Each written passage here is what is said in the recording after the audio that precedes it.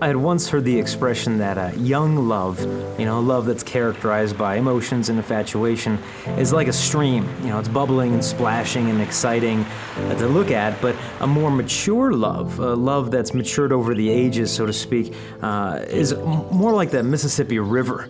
It's flat, it might not look as exciting, but there's so much power behind it that it could sweep houses away. When I meet a couple, they're happy. They're in love. Call me an easy sell, but I believe them. I'm optimistic. I look at them. I say to myself, these kids got it. This is gonna last. The truth is, I have no idea.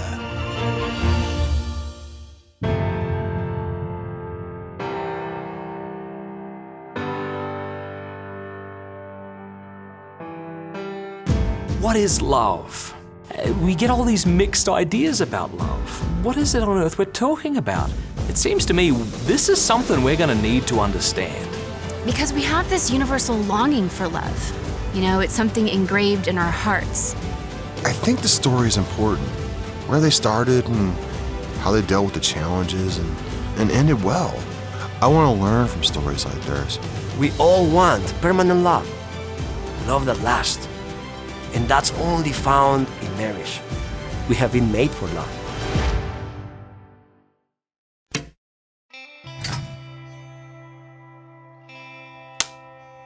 There was something about Julie when we met that I knew that I wanted to spend the rest of my life with. It was funny, we met at a conference, a friend introduced us. I never thought I would actually see her again, but I fell in love on the spot. Dios nos había creado en su infinito amor para vivir esta vida juntos. Y era Jorge y yo, desde toda la eternidad. I think we had a reasonably good marriage for our first 25 years. I think we've had a really good marriage now that the Lord is front and center in our lives. It's changed everything for us. We love love stories, don't we? The Bible is a love story, and the cross is the central image of God's love for humanity. Marriage is a high calling, a participation in the great mystery. We're called to be imitators of Christ in His mode of love. We do this kind of thing all the time.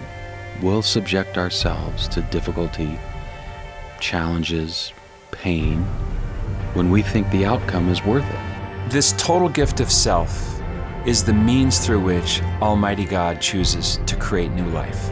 The self that you are and the self that your spouse is both came into this world through an act of God.